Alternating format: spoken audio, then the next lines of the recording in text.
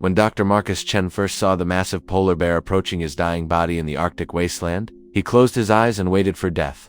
But what happened next defied everything scientists know about these apex predators. Instead of delivering the killing blow, the 800-pound beast did something that would change our understanding of animal behavior forever. This is the true story of betrayal, survival, and an impossible bond that saved a man's life in the most unforgiving place on Earth. What you're about to discover will leave you questioning everything you thought you knew about the wild. The howling Arctic wind cut through the research station like a knife as Dr. Marcus Chen hunched over his laptop, reviewing data that would change the world's understanding of climate change. At 34, Marcus had dedicated his life to Arctic research, and this expedition to the remote Canadian tundra promised to be his greatest discovery yet. The data streaming across his screen showed unprecedented ice melt patterns that could be worth $50 million to the right buyer, or could save the planet if released to the scientific community. What Marcus didn't know was that his own team members were already planning to make sure he never lived to share his findings. Dr. Sarah Williams, Marcus's former graduate student, sat across the cramped research station, her eyes cold as she watched her mentor work. Brilliant and ambitious,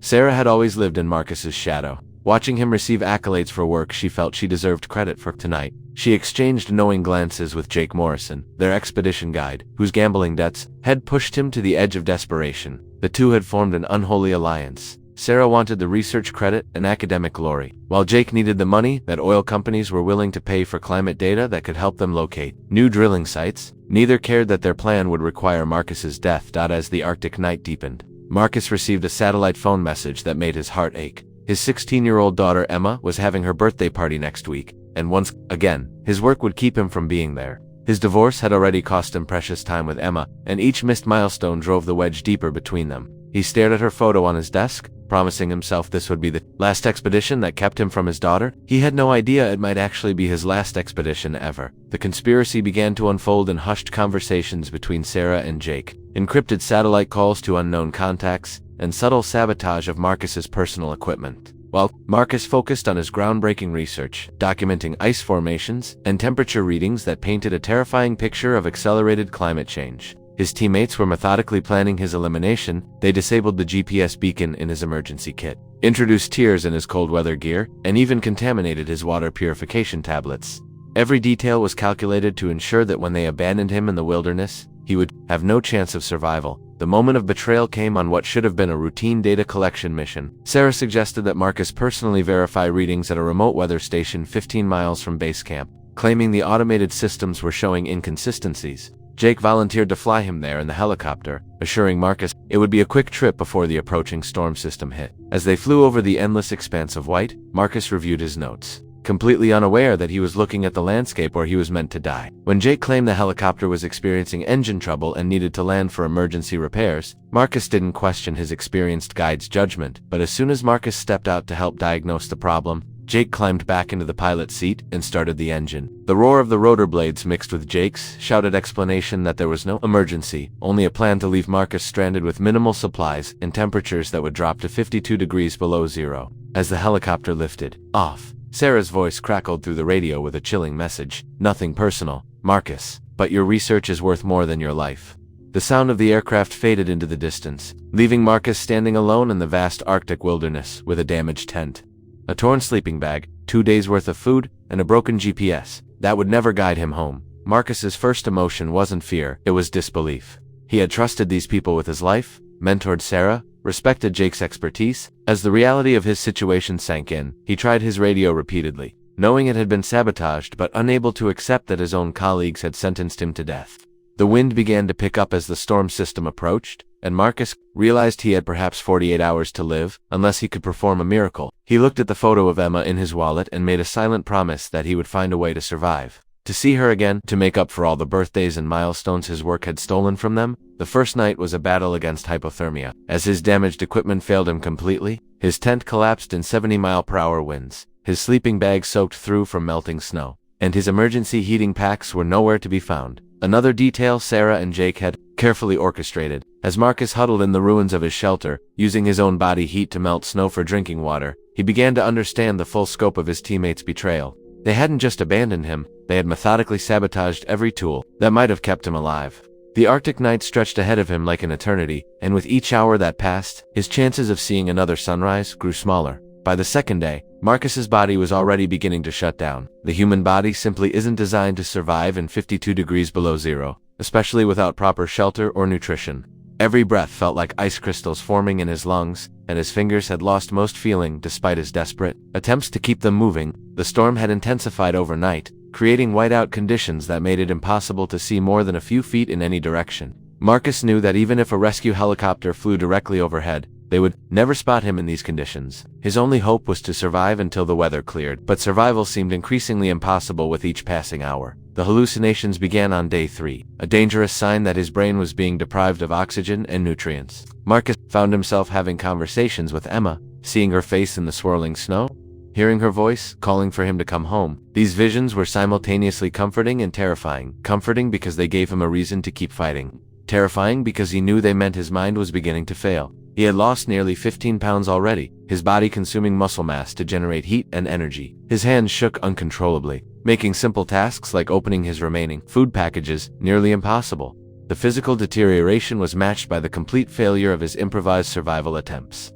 Every signal fire he tried to build was immediately extinguished by the relentless wind. His attempts to create ground markers that might be visible from aircraft were buried under inches of new snow within hours. The broken GPS mocked him with its blank screen, while his attempts to navigate by the sun were useless during the long Arctic nights that stretched for 18 hours. Marcus began to understand that he wasn't just fighting the elements, he was fighting the very geography of one of the most inhospitable places on Earth. Sleep became both essential and deadly. His body desperately needed rest to conserve energy, but lying still in the sub-zero temperatures meant risking hypothermia and frostbite. Marcus developed a routine of micro-sleeps, closing his eyes for just minutes at a time before forcing himself to move again. During these brief moments of unconsciousness, his dreams were filled with warmth, memories of sunny days with Emma, the heated interior of his research lab, even the simple pleasure of hot coffee on a winter morning. Waking up each time was like dying a small death. Returning to a reality where warmth was just a memory, the frostbite began to spread from his fingers and toes, creeping up his hands and feet like a slow-moving poison. The affected areas lost all sensation, which was almost a mercy since it meant the end of the constant burning pain. But Marcus knew that frostbite meant tissue death, and even if he somehow survived, he might lose parts of his hands or feet. He tried to maintain circulation by constantly moving, but his energy reserves were so depleted that even simple exercises left him exhausted and gasping in the thin, cold air. On the 4th day, Marcus's last food ran out. The few energy bars and dried rations he had been carefully rationing were gone, and he faced the prospect of starvation on top of hypothermia and exposure. He tried to eat snow to fill his stomach, but this only accelerated his heat loss and made him feel sicker. His body began consuming its own organs for fuel, a process that would kill him within days. The weakness was overwhelming. Tasks that should have taken minutes now took hours, and he found himself having to rest after just a few steps. The psychological impact was perhaps worse than the physical suffering. Marcus had always been a problem solver, a man who approached challenges with logic and scientific method. But there was no logical solution to his situation, no scientific principle that could save him from the brutal mathematics of survival in the Arctic. He was dying by degrees, and he knew it. The isolation was crushing. He hadn't heard another human voice since Jake's helicopter disappeared, and the silence of the Arctic was unlike anything he had ever experienced. It wasn't peaceful, quiet, it was the oppressive silence of a place where life wasn't meant to exist. As night fell on his 4th day alone, Marcus made peace with his fate. He used the last of his strength to write a message to Emma on a scrap of paper, telling her how much he loved her and how sorry he was for all the time his work had stolen from them. He sealed the note in a plastic bag and tucked it inside his jacket, hoping that someday his body might be found and the message delivered. Then he began walking into the storm, not trying to reach civilization anymore, but simply looking for a place to lie down and let the cold take him quickly. He had fought as long and as hard as he could, but even the strongest human will has limits. And Marcus had reached his dot. Marcus collapsed in a snowdrift as the blizzard raged around him, his legs finally giving out after carrying him through 4 days of hell. The cold had penetrated so deeply into his core that he could barely feel his heartbeat. Each breath a monumental effort that sent white puffs into the Arctic air. This was it, the moment he had been dreading and almost welcoming. Death would be a release from the constant agony, the relentless cold that had become his entire world. He closed his eyes and tried to think of Emma one last time, hoping she would forgive him for not being the father she deserved. The wind howled around him like the voices of the dead, and Marcus felt his consciousness beginning to slip away into blessed darkness. But then, through the storm, he sensed something massive approaching. Even in his semi-conscious state, some primal part of his brain recognized danger. Marcus forced his eyes open and saw a shadow moving through the swirling snow, a shadow far too large to be human. As the shape drew closer, his blood froze in his veins for reasons that had nothing to do with the temperature. Standing just 20 feet away was the largest polar bear Marcus had ever seen. An enormous male that must have weighed 800 pounds, its black eyes fixed on Marcus with the calculating gaze of an apex predator that had found easy prey. Every nature documentary Marcus had ever watched, every scientific paper he had read about Arctic wildlife, told him that this was the end. Polar bears are the largest land carnivores on Earth, perfectly evolved killing machines that view humans as nothing more than meat. They have no natural enemies, no fear of man, and no reason to show mercy to a dying researcher in their territory. Marcus tried to move, to make himself seem like a threat, but his body refused to respond. He was completely helpless, a wounded animal waiting for the killing blow that would end his suffering once and for all.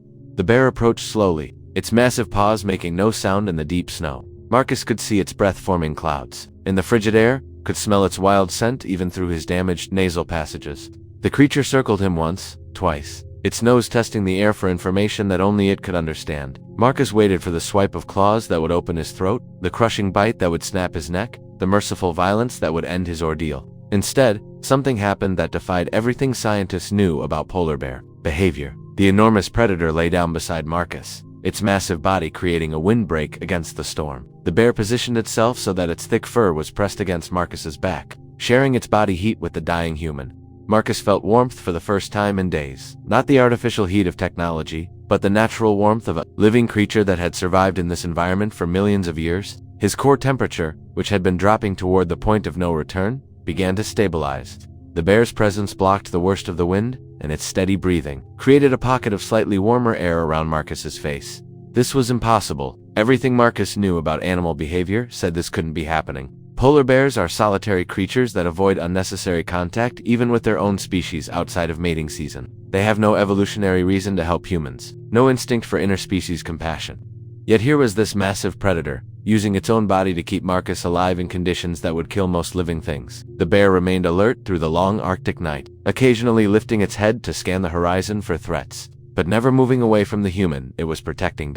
As the hours passed, Marcus began to understand that this wasn't a temporary shelter. The bear had made a conscious decision to help him survive, though the reasons remained incomprehensible. Perhaps it recognized Marcus as a fellow creature struggling against the same hostile environment. Perhaps some deeper intelligence that science had never detected motivated its actions. Or perhaps, in the vast loneliness of the Arctic, even apex predators sometimes craved companionship. Whatever the explanation, Marcus was alive because an 800-pound killing machine had chosen to save him rather than eat him. The bear's body heat gradually brought Marcus back from the edge of hypothermia. Sensation began to return to his extremities, accompanied by the excruciating pain of warming flesh. But it was the most wonderful pain Marcus had ever felt because it meant he was alive. His heartbeat strengthened, his breathing deepened, and his mind cleared enough to fully comprehend the miracle that was occurring. A creature that should have been his death had become his salvation, violating every law of nature that Marcus thought he understood. When dawn finally broke over the Arctic landscape, Marcus opened his eyes to find the bear still there, still protecting him from the elements. The storm had passed during the night, leaving behind a crystal-clear morning that revealed the vast emptiness of their surroundings. The bear turned its massive head toward Marcus, and for a moment, their eyes met in a gaze that seemed to bridge the gap between species. There was intelligence in those dark eyes, a recognition that transcended the barrier between human and animal. Marcus had been given a second chance at life by the most unlikely savior imaginable, and he knew that nothing would ever be the same. Over the next 3 days, Marcus experienced something no scientist had ever documented: a genuine partnership with one of nature's most fearsome predators. The bear, which Marcus privately named Nanook, after the Inuit word for polar bear, seemed to understand that the human required help to survive in the Arctic environment. What began as simple warmth sharing evolved into something that resembled teaching, as if the bear recognized Marcus's ignorance about Arctic survival and decided to remedy it. This went against everything known about polar bear psychology, but Marcus was beyond questioning miracles that kept him alive. Nanook's first lesson was about finding food in a landscape that appeared completely barren. The bear led Marcus to a section of sea ice where seals maintained breathing holes, demonstrating the patience required for Arctic hunting. Nanook would position himself near a hole and wait motionlessly for hours, teaching Marcus by example that survival in the Arctic required a different relationship with time. When the bear finally struck, its massive paws moving with lightning speed to haul a seal onto the ice, Marcus witnessed the raw efficiency of a perfect predator. But what happened next defied all understanding of polar bear behavior. Nanook dragged a portion of the seal carcass toward Marcus, offering him fresh meat that would provide the protein and fat his body desperately needed. The taste of raw seal meat should have been revolting to a man accustomed to civilization, but Marcus's starving body recognized it as salvation. The rich fat provided energy that warmed him from within, while the protein began to rebuild his wasting muscles. As he ate, Nanook watched him with what could only be described as approval, occasionally nudging pieces of the choicest meat in his direction. This sharing behavior was unprecedented in polar bear research. These animals are known for their fierce protection of kills. Yet Nanook was voluntarily reducing his own meal to feed a member of another species. The partnership extended beyond food sharing to the fundamentals of Arctic shelter. Nanook led Marcus to natural windbreaks formed by ice formations and snowdrifts, areas where the brutal Arctic wind was deflected enough to make survival possible. The bear demonstrated how to dig into snowbanks to create insulated dens, using his massive claws to show Marcus where to excavate and how to create ventilation that wouldn't compromise warmth. These weren't random actions. They displayed a level of intentional teaching that suggested intelligence far beyond what science attributed to polar bears. Communication between the unlikely pair developed through a system of gestures and sounds that neither species was designed to use. Marcus learned to read Nanook's body language, understanding when the bear sensed danger, detected food sources, or simply wanted to rest. In return, Marcus's quiet voice seemed to soothe the massive predator, creating a bond that transcended the normal boundaries between human and animal. The bear would respond to Marcus's calls, altering course when the human couldn't keep up with his massive stride, and even seemed to modify his hunting behavior to accommodate his weaker companion.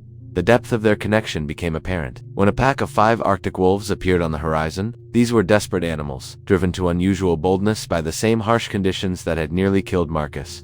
Wolves normally avoid polar bears, but the sight of an injured human might have emboldened them to challenge even Nanook. The moment the bear detected their presence, he positioned himself between Marcus and the approaching pack, his massive frame radiating lethal intent. The wolves circled cautiously, looking for an opening to reach the vulnerable human. But Nanook's aggressive posturing made it clear that reaching Marcus would require going through 800 pounds of Arctic fury. The standoff lasted nearly an hour, with the wolves testing Nanook's resolve while the bear remained immovable in his protection of Marcus. When the wolves finally made their move, coordinating an attack from multiple angles, Marcus contributed to their defense by using his lighter to create flames that spooked the pack. It was a moment of true cooperation between species, human, technology, and animal strength working together against a common threat. Nanook received a minor wound during the confrontation, a scratch on his shoulder from wolf claws, but he had successfully driven off the pack and protected his unlikely companion. Marcus's care for Nanook's wound marked another unprecedented moment in their relationship. Using techniques from wilderness first aid training, Marcus cleaned the bear's injury with melted snow and applied pressure to stop the bleeding. The fact that an 800-pound predator allowed a human to provide medical care demonstrated a level of trust that scientists would have considered impossible. Nanook remained perfectly still during the treatment, occasionally looking back at Marcus with what appeared to be gratitude. As their partnership deepened, Marcus began documenting their interactions with his damaged camera, managing to capture photos and short video clips that would later revolutionize scientific understanding of animal intelligence and interspecies relationships. He recorded Nanook's teaching behaviors, their communication methods, and the clear emotional bond that had developed between them. These weren't just survival behaviors, they represented a form of friendship that challenged fundamental assumptions about animal consciousness and empathy. The bear's care extended to seemingly minor details that revealed sophisticated understanding of human needs. Nanook would pause during travel to allow Marcus to rest his weaker human legs, position himself to block wind during Marcus's attempts to sleep, and even seemed to modify his natural circadian rhythms to match Marcus's need for more frequent rest periods. This behavioral flexibility suggested cognitive abilities that went far beyond simple conditioning or instinct. By the end of their week together, Marcus had gained back some of his lost weight and strength. His frostbite had stabilized, and his chances of survival had improved dramatically. More importantly, he had formed a bond with a wild animal that would change his understanding of nature forever. Nanook had saved more than Marcus's life. He had given him a glimpse into the possibility of connection across species, barriers that science was only beginning to understand. On the 12th day of Marcus's ordeal, the distant thrum of helicopter rotors broke the Arctic silence for the first time since his abandonment. Marcus's heart leaped with desperate hope, but his joy was tempered by agonizing uncertainty. Was this a real rescue helicopter, or another hallucination brought on by his still fragile condition? Nanook's ears perked up at the sound, his massive head turning toward the approaching aircraft with alert interest rather than fear. The bear seemed to understand that this machine represented something significant for his human companion, though the full implications remained beyond even his remarkable intelligence. The helicopter belonged to a search and rescue team that had been dispatched after Marcus failed to check in with his research station's automated systems. His ex-wife had grown concerned when he missed their scheduled call about Emma's birthday, and she had contacted the university when repeated attempts to reach him failed. The search team had been combing the Arctic for 3 days, following GPS data from Marcus's last known position and expanding their search grid with each failed attempt to locate him. They had nearly given up hope when the pilot spotted smoke rising from what appeared to be a signal fire in the distance. Marcus and Nanook had worked together to create the fire, with Marcus providing the spark from his lighter, while Nanook gathered combustible materials that the bear's superior senses could detect beneath the snow. The sight of the 2 figures beside the fire, one human, one unmistakably ursine, sent shockwaves through the rescue team. The pilot had never seen anything like it in 20 years of Arctic rescue operations. His first instinct was to assume the bear was threatening the survivor, but as he circled lower, it became clear that the massive predator was actually staying close to the human by choice. The rescue presented an unprecedented dilemma. Standard procedure for polar bear encounters was to create distance between the animal and humans, using noise and movement to encourage the bear to leave the area. But Nanook showed no intention of departing, and Marcus appeared to be actively communicating with the animal rather than trying to escape from it. The helicopter crew watched in amazement as man and bear moved in coordination. Marcus waving his arms to signal while Nanook remained calmly beside him, occasionally looking up at the aircraft but showing none of the aggressive behavior typically associated with polar bears. Radio communications crackled between the helicopter and rescue command as the team tried to figure out how to safely extract Marcus. The pilot was reluctant to land while the bear remained in the area, but every minute of delay was a minute longer that the survivor remained exposed to brutal Arctic conditions. The standoff continued for nearly an hour, with the helicopter circling overhead while Marcus grew increasingly frustrated below. He tried shouting over the rotor noise, attempting to convey that the bear was not a threat, but his voice was lost in the mechanical thunder above. The resolution came from an unexpected source. Nanook himself seemed to recognize the dilemma. The intelligent animal appeared to understand that the flying machine was there to help Marcus, but that his presence was preventing that help from arriving. In a moment that would haunt Marcus for the rest of his life, the massive bear turned toward him and touched his nose gently to Marcus's shoulder in what could only be described as a farewell gesture. Then, without looking back, Nanook began walking slowly away from the landing site, his massive form gradually disappearing into the vast white landscape. Marcus watched his savior depart with tears freezing on his cheeks, understanding that he was witnessing the end of the most extraordinary relationship of his life. The bear that had defied every law of nature to keep him alive was now sacrificing their bond to ensure his rescue. As Nanook's form faded into the distance, the helicopter finally descended, its skids touching down on the snow-covered ice with a sound that represented salvation and heartbreak in equal measure. The rescue team that pulled Marcus into the aircraft were amazed by his condition. While he had obviously endured tremendous hardship, he had lost nearly 30 pounds and showed signs of severe frostbite and exposure. He was conscious, coherent, and in far better shape than anyone had dared hope. The medics began immediate treatment for hypothermia and dehydration, but Marcus kept turning back toward the window, searching the landscape for one last glimpse of the bear that had saved his life. Nanook was nowhere to be seen, having disappeared into his Arctic domain, like a ghost made of snow and shadow. As the helicopter lifted off and began its journey toward medical facilities in the south, Marcus pressed his face to the window and watched the endless expanse of ice and snow scroll beneath them. Somewhere in that seemingly lifeless landscape, an extraordinary animal was continuing his ancient existence, carrying with him the memory of 12 days when the natural order had been suspended and 2 unlikely species had found common ground in the struggle for survival. Marcus knew that no one would believe his story, but he also knew that he would spend the rest of his life trying to prove that intelligence, compassion, and friendship could transcend every boundary that science thought it understood. The hospital in Yellowknife became the center of a media storm when Marcus's story began to emerge. Initially, doctors were skeptical of his claims about surviving with the help of a polar bear, attributing the tale to hallucinations brought on by hypothermia and starvation. But Marcus had evidence. His damaged camera contained dozens of photos and several short video clips that clearly showed him in close proximity to a massive polar bear, with no signs of aggression from the animal. The footage was grainy and limited by battery life, but it was enough to prove that something unprecedented had occurred in the Arctic wilderness. While Marcus recovered from his ordeal, investigators began piecing together the conspiracy that had nearly cost him his life. Satellite phone records revealed encrypted communications between Sarah Williams and Jake Morrison in the days before Marcus's abandonment, including conversations with representatives from major oil companies interested in purchasing climate research data. Banking records showed suspicious deposits into accounts controlled by both conspirators, payments that coincided with their planned betrayal. Most damning of all, GPS tracking data from the helicopter proved that Jake had deliberately stranded Marcus in one of the most remote and dangerous areas of the Canadian Arctic. The arrest of Sarah Williams sent shockwaves through the academic community. As Marcus's former student and a respected researcher in her own right, Sarah had built her career on a foundation of scientific integrity that was revealed to be utterly false. Her betrayal cut deeper than Jake's. While the guide had been motivated by financial desperation, Sarah's actions stemmed from pure ambition and jealousy. She had been willing to murder her mentor for the chance to claim credit for his groundbreaking research and secure the lucrative contracts that oil companies were offering for climate data. Jake Morrison's arrest was equally dramatic, taking place at a casino where he was gambling away the advance money he had received for his role in the conspiracy. His gambling addiction had made him vulnerable to recruitment by those who needed his expertise to strand Marcus in the Arctic wilderness.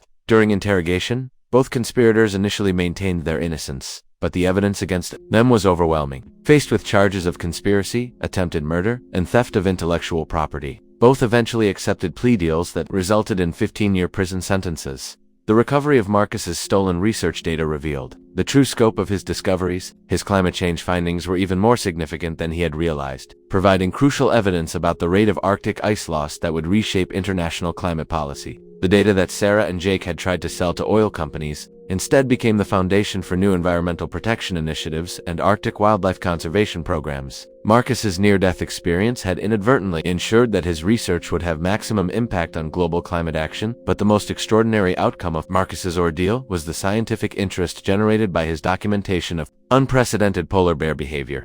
Wildlife researchers from around the world studied his photos and videos, analyzing frame by frame the interactions between human and bear that challenged every assumption about interspecies relationships. The footage showed clear evidence of teaching behavior, food sharing, protection, and what could only be described as emotional bonding between natural enemies. These observations opened entirely new fields of research into animal consciousness, intelligence, and capacity for empathy. Marcus's recovery was both physical and emotional. The frostbite damage to his fingers and toes was severe but manageable. He would lose parts of 2 fingers and 1 toe, but retain full function in his hands and feet. More challenging was the psychological trauma of betrayal by trusted colleagues, and the survivor's guilt that came from being rescued while Nanook remained in the harsh Arctic environment. The bond he had formed with the bear had been the most profound relationship of his adult life, and its abrupt ending left him struggling with depression and a sense of incompleteness.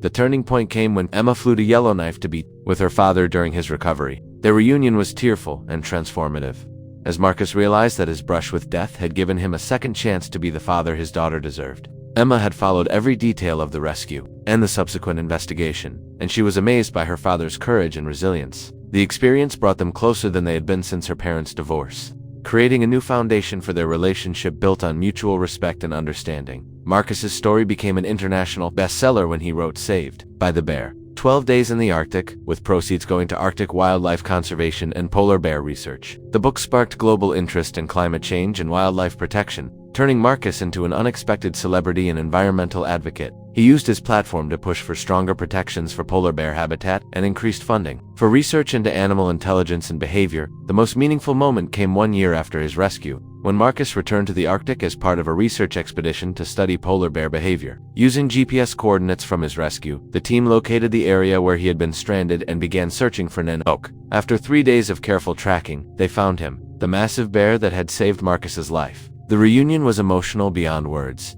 As Nanook approached without fear and allowed Marcus to come within touching distance, the bear seemed to remember their bond, responding to Marcus's voice and even allowing him to briefly touch his massive head. That reunion became the foundation for ongoing research into human polar bear relationships and the development of new conservation strategies that recognized the intelligence and emotional capacity of these magnificent creatures. Marcus established the Nanook Foundation, dedicated to protecting Arctic wildlife and studying the complex relationships between humans and the animals that share our planet. His story had transformed from one of betrayal and survival into a testament to the possibility of understanding and connection. Across species barriers, Marcus never returned to traditional academic research. Instead, he became a full-time advocate for Arctic conservation, spending his life protecting the environment where Nanook and his kind struggled to survive in a rapidly changing world. The bear that had saved his life had also given him a new purpose: to ensure that future generations would inherit a world where such magnificent creatures could continue to exist, and where the bonds between humans and nature remained strong enough to transcend every barrier that science thought impossible to cross.